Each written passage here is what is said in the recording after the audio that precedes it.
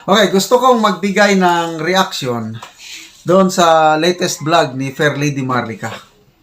Yung sikreto na pag-alis ng presidente palabas ng bansa. Walang announcement, walang mga send-off ceremony. Nung nakaalis, saka na lang ata nagbigay ng post yung PCO na umalis ang presidente. So, nakakapagtaka. I think this is the first time na nangyari ito. Pangalawa na pala. Ang una yung pagpunta sa Singapore, yung nanood ng F1 car race, walang paalam. Ito naman, hindi rin sikreto nga, walang paalam. Kaya, anong purpose? Nako, according to Puting Ahas ni Fair Lady Marlica, para daw magpagamot. So, anong sakit kung magpagamot? And by the way, sa Brunei siya pumunta. Pakinggan natin si Marlica, then after that, magbigay ako ng reaction. Kasi nga may tumimbre talaga sa akin na aalis sila. Totoong umalis, yun nga na napunta sa Brunei. Okay? Ngayon, dahil nga na bukilya natin na lalaya sila, eto lang yan. Mga palangga, ang presidente ahead of time, dapat ina-announce niya yung kanyang travel sa buong Pilipinas, sa buong Pilipino, kasi karapatan nating malaman dahil ang ginagastos ng mga buwakan ng ina, pera natin. Pero bakit ang presidential communications ay nirelease lang nila yung statement nang nakaalis na? Hindi ka naman pwedeng, imbitahan kita bukas sa kasal ng anak ko. Hindi ganun. Ang kasal pinaplano, di ba, ahead of time. Okay, buti walang calamity. Okay, lusot ka na doon, walang kalamidad. Hindi ka tulad nung nangyari kay Acuzar wedding. But anyway, sige, move on na tayo. Tsaka na natin balikan si Acuzar. Dito tayo kay Bolkia. Ay, Bolkia ba? Anong pangalan ng prince? Okay, actually hindi ko pina-follow, pero sige, kung sino man yung prinsipe na yon. Alright? Sinekreto nila sa taong bayan ang pag-alis. Anong ibig sabihin nito? Bakit sinekreto? Hindi ka natin alam kung ilalabas. Kasi kung talagang intensyon ng Jutang Ginemes na gobyerno ni Marcos Jr., aka Kuting ng Norte, na kasing laki ng butiki ang jetlog. Di ba? Walang bayag laki ng liit ng jetlog. Di ba? Bakit hindi niya pinaalam sa taong bayan? Bakit late post? Di ba may send-off pa, di ba? Mawawala siya ng 2 araw, 3 araw ba? Kung yan ay totoo. Hindi ba dapat i-endorse na sa Vice President ang pamamahala kasi wala siya? Pero bakit walang send-off party? Kasi ang intention is what? Linlangin ng taong bayan. Di ba? Sabi ko nga sa inyo, magpapa-stem cell siya ayon sa ating Puting Ahas. So, hindi ko lang alam kung ano ang healthcare. Mas magaling ba ang healthcare sa Brunei? I don't know. I don't have any idea. Pero pwede rin. Baka nagsishopping siya ng stem cell, expert. Kasi napag-alaman, dapat pala dinagdag natin sa ating title. Pwede naman natin baguhin mamaya. Okay? Ayon sa ating Puting Ahas, na si Kuting ay mayroong problema sa kanyang liver. Okay? Merong problema sa kanyang liver, kaya pala isa daw, okay, ayon sa ating Puting Ahas, isa sa mga dahilan kung bakit lumalabas ng bonggang-bongga siya. Di ba? Lumalabas sa ibang nagta-travel, nagpa-foreign trip. Okay? Kasi naghahanap sila ng magaling, okay, na doktor, whatever, para lunasan ang nararamdaman niyang pag-aaratay. Okay? So kung totoo man ito, which is ginawa nila to during Pangulong Duterte, di ba? Ng mga dilawan. Naka-shoutout sa mga palangga kong dilawan. Tapos naaway natin. This is now para sa taong bayan. Okay? At least gusto niya akong awayin, okay lang, welcome naman kayo. Okay? So di ba, karapatan kung itong mga nakakarating sa atin ay meron ngang nararamdaman si Kuting na inaaratay siya. Kasi di ba, nagkubid-kubida ng gago noong December 2-3 nung may bombing at saka may lindol. Di ba, nagkubid-kubidan. Di ba, karapatan again ng taong bayan na malaman kondisyon ni Kuting. Di ba? Karapatan ng taong bayan, ayan, research natin dito, sabi yun. Okay? Base sa Article 7 of Section 12 of 1987 Constitution, basahin natin dito. Karapatan ng taong bayan, mga palanggingging, na malaman ninyo na si Kuting ba ay inaaratay. Okay? Sabi sa Article 7 of Section 12, in case of serious illness of the President, the public shall be informed of the state of his health.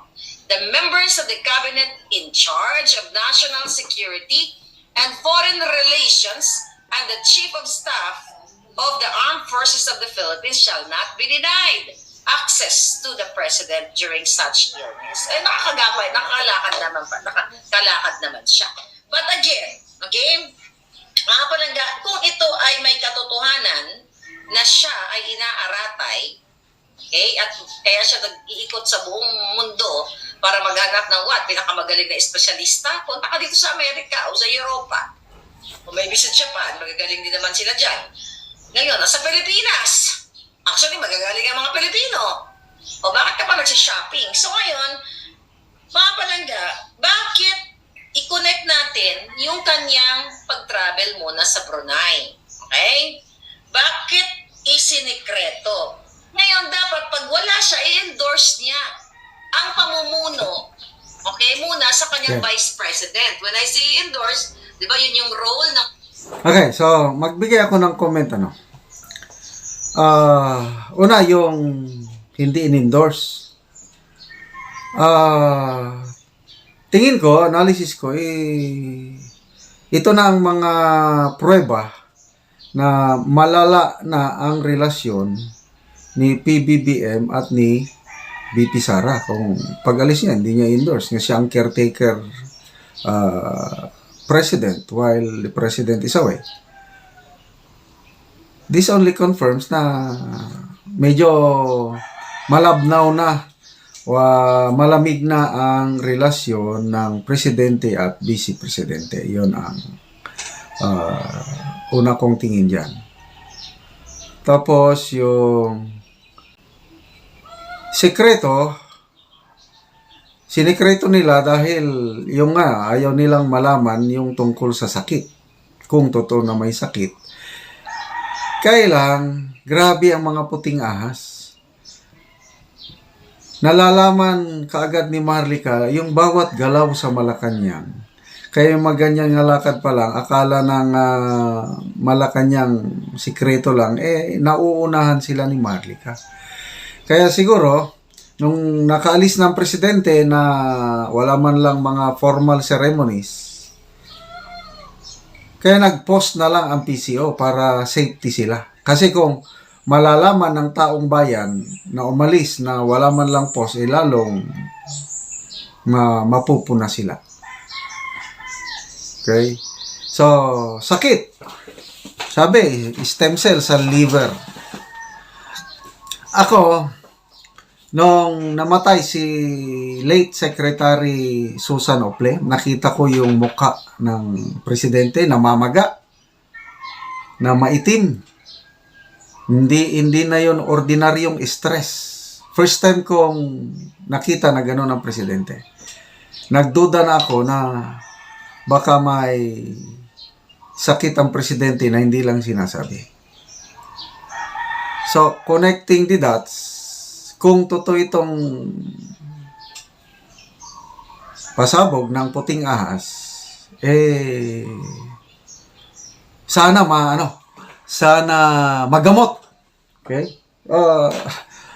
Kahit nagiging kritiko ako sa Marcos administration pagdating sa mga ganitong sakit-sakit, ano pa rin, yung pag-ibig sa kapwa-tao, pag-ibig sa yun pa rin ang mananaig.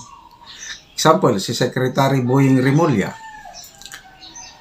na pabalita na na-confine sa St. Luke Hospital, ang akin is dalangin na maka-recover siya at ang aking unsolicited advice, wag mo nang magtrabaho as SOJ dahil very stressful ang trabaho niya dahil na-opera na. So ito naman kay Presidente, To me, I wish him well. Sana makahanap siya ng magaling na doktor. Specialist. Yun na nga, sabi ni Marlica na ang isang purpose sa foreign travel is maghanap ng magagaling na doktor. So, alagaan po natin ang ating kalusugan, mga kaibigan, lalo na liver. Ang function po ng liver, yan po ang naglilinis. Yan po ang, anong tawag doon? Ipipilter lahat ng mga toxic. Kakain tayo ng mga may chemicals, kakain tayo ng mga processed food. Bago mapunta sa dugo yung sustansya na yon, i-filter sa gaton, isagat ng liver. So yung mga toxic nandyan sa liver. Kaya napaka-importante po ang liver, atay na organ ng tao. So let's take care of, ako nung una nagka-fatty liver ako dahil sa unhealthy eating habits. So ngayon, inaalagaan ko na ang aking sarili. So, salamat sa mga puting ahas ni Fair Lady Marlica na nalalaman natin ang mga sikretong ginagawa nila sa Malacanang. Grabe. Sana gumaling ang Pangulo. That's my prayer.